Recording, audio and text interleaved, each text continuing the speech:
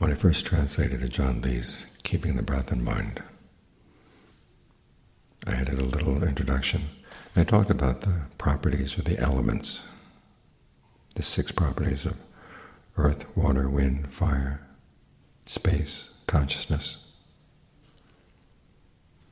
And I explained to John Fung why he did that these were concepts that would be very foreign to Westerners. And he gave me a quizzical look. Why would they be foreign? They're immediately experienced.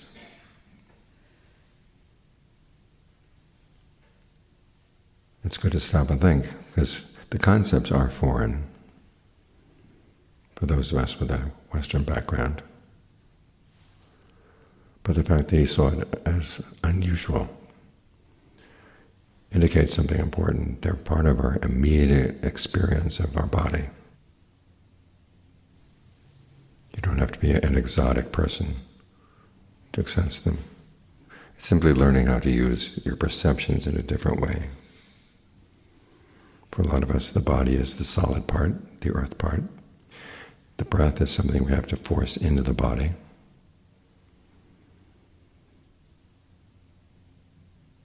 But from the Eastern point of view, the point of view of, say, Thai medicine or Indian medicine, the breath is the first thing you sense.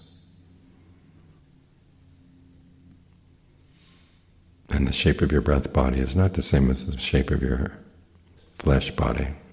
It tends to extend outside a little bit, has fuzzier edges. As for water, it's the coolness you may feel. That's one way of defining it. Another is, they say, the cohesion. I don't know how you would directly experience cohesion, but coolness is something you can feel. And then fire is the warmth. Space would be the empty spaces in the body. In the canon they list, say, the spaces inside your nose, inside your throat, inside your mouth. But I find it more useful to think about the space between your atoms. There's a lot of that. That again helps to loosen up the sense we have of the body as being a solid lump with a clearly defined edge. And finally, consciousness is what's aware of all these things. You might ask, where is your consciousness? It's in all of it. It's just that there's part of the mind that tends to be the focal part, the part where you're paying closest attention. That tends to be in one spot. Well, you can make it in several spots at once. Or you can train it to be fully throughout the body, which is one of the things we're trying to do here, is we're trying to get the mind into a really solid state of concentration. So our breath permeates everything. Think of breath as the first thing you experience. What is the first thing you experience in your body? How you feel from within. It's kind of liquid and it's kind of moving and it's kind of vague. It's only when we tense it up that the body becomes very clearly defined. And you have to do that to some extent, say when you're walking or doing any other physical task. But when you're sitting still, you can allow things to be a little bit more loosely defined. And that takes a lot of the tension away. When you take a good long breath in, where do you feel the movement? And how does long breathing feel? Try to sensitize yourself to how you feel the body from within, because a lot of our Western background desensitizes us to just that. We have to pay more attention to concepts, things that are far away, which means that we tend to blot out large parts of our awareness of the body. Or different parts of our awareness of the body get converted into thoughts about this, that, or the other thought world. When we go into a thought world, it's like a control key on a computer. You press the control key and C doesn't mean C anymore, it means copy. X doesn't mean X, it means cut. S doesn't mean S, it means save. In the same way, certain sensations in the body mean certain things to you, because you associate them with different thoughts. And here we're trying to get back to the pre-association time, or a pre-association state in your body, just the body as a body in and of itself. This is our frame of reference. And thinking about it in terms of these elements is a very useful way of getting in touch with that. Think of being aware of your hands, and the awareness is in your hands. It's not up in your head looking down at the hands. The awareness is there in the hands. The same with your feet, the legs, every part of the body. You want to fully inhabit this space you have here. It is your space. Nobody else can experience it the way you do.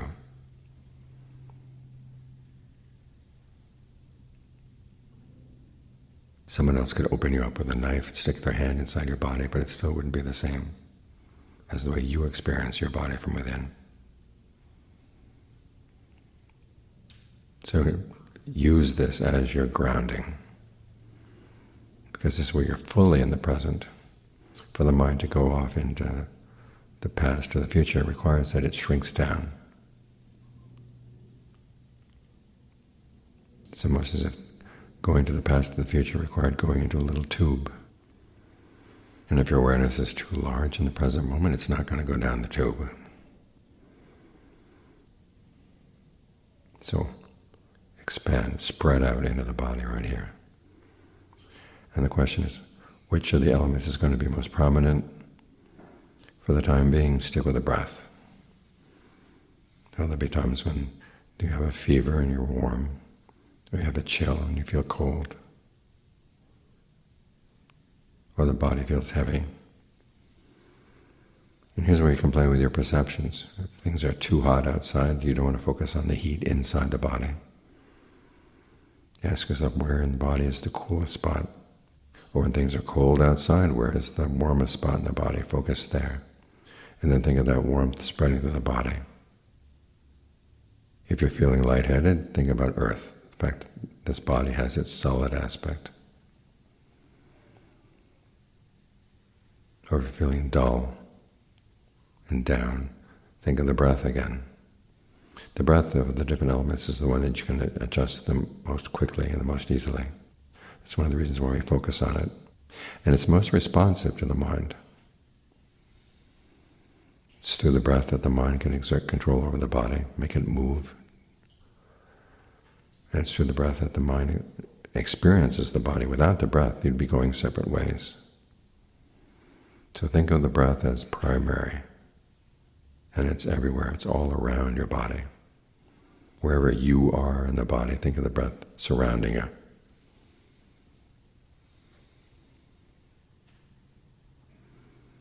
And that puts you in the present, not hovering around the present someplace else. So these are useful ways of perceiving the body. We may not buy into the medicine that goes behind the theory.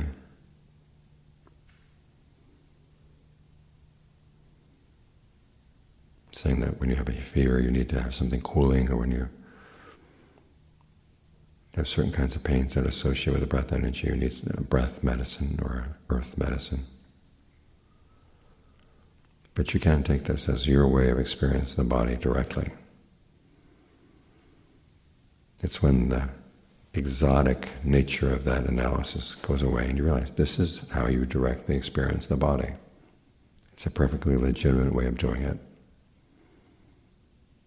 There's nothing esoteric about it. I remember reading someone's criticism of the book Mind Like Fire Unbound. It talks about the fire element penetrating everything.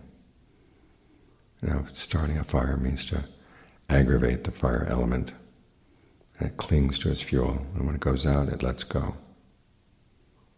It goes back to its latent state. And someone objected to that. So that's a very exotic way of looking at it. The people back in those days, they didn't look at it that way. In any way, it was the Brahmins who looked at it that way. The criticism was very incoherent. But it's based on the idea that the way we in the West perceive things is the way things really are. and everybody else is strange. And it's good to get out of that mindset to realize that a lot of our Western notions are pretty strange.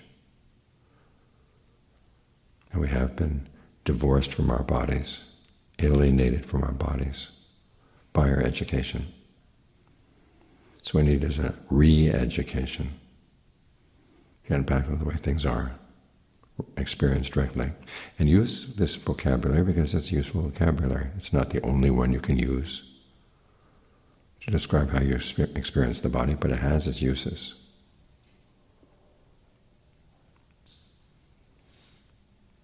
And it's not some exotic screen that's getting in the way, getting between you and the body. It's a way of talking about sensations in the body that if you didn't have this vocabulary, you wouldn't be able to talk about them. It's the same as being a professional taster, a professional scent expert. These people have to learn very, very precise vocabularies to describe subtle differences in tastes and in smells.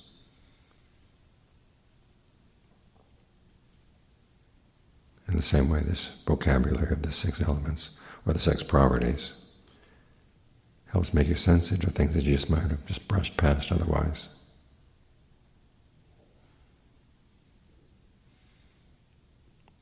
So see what happens when you hold that perception in mind, that the breath is the first thing you experience in your body.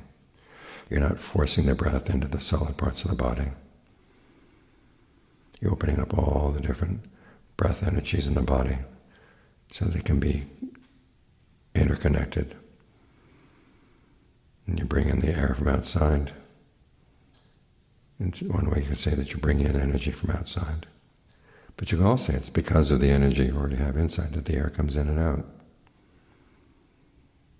When you think of the energy originating in here, then you find yourself less hungry for a breath. And you realize that when you're feeling starved of breath energy, you might want to focus on just loosening things up inside so the breath has more freedom to flow. Learn how to use these concepts because they give you handles on things inside your body that you wouldn't have otherwise.